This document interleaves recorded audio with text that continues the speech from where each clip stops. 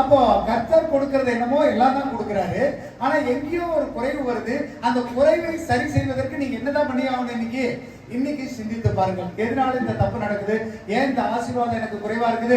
ஏன் நான் குறைவுள்ளவனாவே இருக்கிறேன்னு சொல்லி இன்னைக்கு நீங்க சிந்தித்து பார்த்தா உங்களுடைய குறைவுகளை கர்த்தர் என்ன பண்ணுவாரு? மாற்ற வல்லவராக இருக்கிறார். அல்லேலூயா.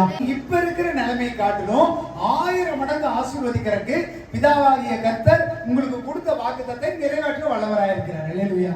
நீங்க விசுவாசிக்கிறீங்களா இல்லையா? 1000 மடங்கு நீ ஆசீர்வதிக்கணும்னு விசுவாசம் இருக்குதா இல்லையா உங்களுக்கு? ஆசீர்வாதம் பணம் மட்டும் கிடையாது. நமக்கு கொடுக்கிற சுகம், நமக்கு கொடுக்கிற பலம், ஆரோக்கியம், வியாதி இல்லாம இருக்கிறது, இது எல்லாமே ஆசீர்வாதம். இது பஞ்சம் நிறைந்த நாட்கள்ல ஈசாக்குக்கு 100 மடங்கு ஆசீர்வாதம். அல்லேலூயா. இது நல்ல விவசாயம் பண்ற நேரமோ, நல்ல காலமோ, நல்ல நேரமோ கிடையாது. எதற்குமே ஒத்து வராத நேரம். அப்ப கர்த்தருக்கு எந்த ரெஸ்ட்ரிக்ஷனுமே கிடையாது. உங்களை ஆசீர்வதிக்கணும்னா உனக்கு நல்ல இடம் வேணும், நல்ல வேலை வேணும், நல்ல பணம் வேணும், இதெல்லாம் எதுவுமே தேவையில்லை. ஆனா ஒண்ணு இருந்தா கர்த்தர் நிச்சயமா உங்களை ஆசீர்வதிப்பார்.